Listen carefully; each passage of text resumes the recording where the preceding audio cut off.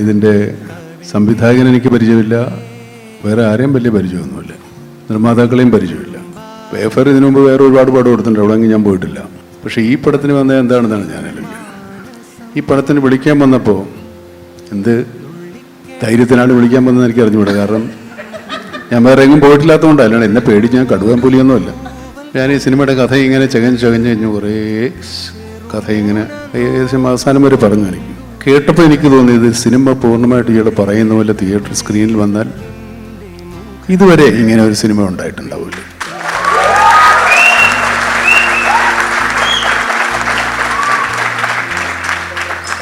ഈ സിനിമയോടുള്ള സമീപനം, ഈ സിനിമ എഴുതിയിരിക്കുന്ന രീതി, അഭിനേതാക്കളുടെ പ്രകടനങ്ങളെല്ലാം വലിയ യവന്മാരും അല്ല, എന്നാലും നല്ല അഭിനയം കാഴ്ചവെച്ച്. ഇപ്പോൾ ഈ ട്രെയിലർ കണ്ടപ്പോഴാണ് എനിക്ക് കുറച്ചുകൂടെ സമാധാനമായത്. വന്നത് വെറുതെ ആയല്ലോ, അല്ലെങ്കിൽ ഞാൻ പെട്ടുപോയി.